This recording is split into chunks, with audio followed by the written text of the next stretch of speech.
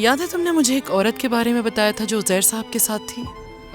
तुमने शायद सड़क पे कहीं देखा था उन्हें, और मुझे याद पड़ता है कि शायद तुम्हें रोशन साहिबा ने भी इस मामले में इन्वॉल्व किया था। क्या नाम था उस औरत का? सवेरा आंटी। अब समझी।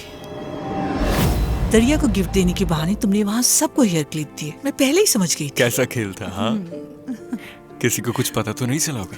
मैं तो समझ गई थी, लेकिन दूसरों का नहीं पता। आपको तो पहले से ही शक था ना, इसलिए मालूम हो गया। लेकिन नसरीन आंटी और नुसरत आंटी को अच्छा सरप्राइज मिला। आपने मुझे एक बच्चे का बताया था कि वो शायद उज़ैर साहब का नाजायज बेटा। अगर आपका मकसद उस बात को लेके मुझे तकलीफ देना। मैं किसी गलत मकसद से नहीं आई इधर। उज़ैर अंकल शायद सवेरा आंटी को पहले से जानते हैं, लेकिन जाहिर नहीं करना चाहते। रोशन साहिबा ने मुझे खास तौर पर कहा था कि जब भी ये औरत कंपनी में नजर आए तो तुम इसकी इत्तला मुझे फौरन दोगी। वहाँ पहले जो सेक्रेटरी थी उसने मुझे कहा था कि सवेरा साहिबा कभी भी उज़ैर साहब से मिल सकती हैं। तो तुम कहना क्या चाहती हो कि उनके दरमियान पहले से ही कोई रिश्ता है? कोई बात तो जरूर है।